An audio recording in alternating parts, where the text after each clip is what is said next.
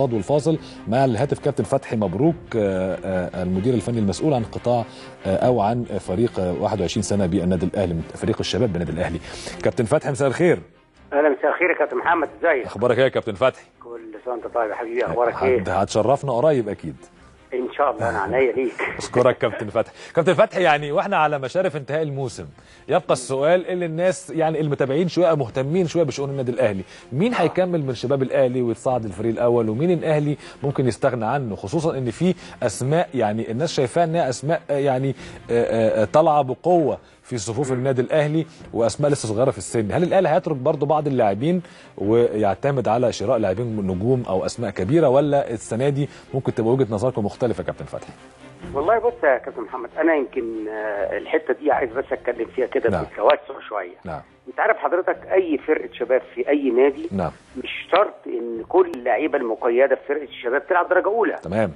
ولكن الدرجه الاولى في اي نادي او الشباب في اي نادي بيبقى محطه للعيب ده ان هو يكمل المشوار، يكمل مشوار في نادي او يكمل مشوار في اي نادي تاني. هو بيؤهله بيؤهله. تمام. واحنا في النادي الاهلي، يمكن انا بكلمك عن النادي الاهلي خصوصا ان احنا كنت بقى فريق الشباب، ان محطه النادي الاهلي اللي هينزل المحطه دي اللي هيعدي ممكن يخش في حته ثانيه، مش شرط هذه المحطه بس. مش معنى انه ساب الاهلي انه انتهى يعني. ويتوقف مسيره لاعب كره القدم. وانا قلت لهم هذا الكلام، واللعيبه من اول السنه مستوعبه هذا الكلام. طب بس هل في تغيير في فكر النادي يا كابتن السنه دي؟ يعني هل انت حضرتك اكيد بتجتمع مع لجنه الكوره ومع كابتن حسام البدري، واكيد في اجتماعات كثيره بينكم، هل في تغيير شويه انه ممكن يبقى في اعتماد او تقييد عدد من الناشئين الى حد ما؟ والله انت عارف، انا شايف سياسه اي مدير فني وطني عشان تبقى عارف يعني دايما بيميل لقطاع الشباب والناشئين في النادي، او يفرز مواهب جديده للنادي من داخل النادي. بيشوف يعني برضه كابتن حسام يمكن لاعب انت عارف رامي ربيعه، ولاعب محمود تريزيجيه، ولاعب احمد مانجا، ولاعب ايمن اشرف قبل كده. يعني كل الناس دي يا كابتن كل الاسماء دي هتعدي السن بنهايه السنه دي؟ خلاص هتعدي السن بعد نهايه الموسم. نهايه الموسم خلاص. ودول حضرتك برضو عشان تبقى عارف، كان الكابتن محمد يوسف والكابتن سيد عبد الحفيظ والكابتن احمد ايوب كانوا بيتابعوا اللعيبه دي الماتشات. طب هتعملوا ايه؟ ده الاعداد كبيره كتير. ما هو الاعداد كبيره، ما نقدرش حضرتك نقيد كل اللعيبه. كنت تشتغل نص شغلك بقى، يعني مش لازم تشتغل شغل كتير عشان تطلع كل الناس دي.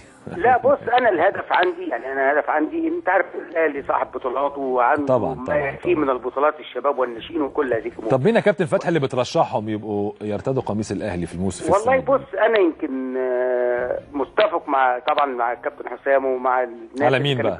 على التابع. كان في عناصر هم طلبوا بالاسم.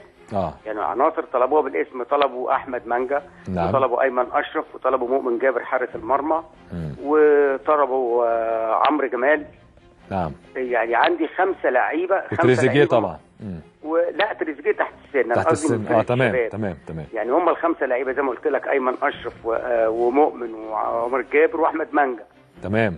فالخمسه دول مطلوبين بالاسم. نعم.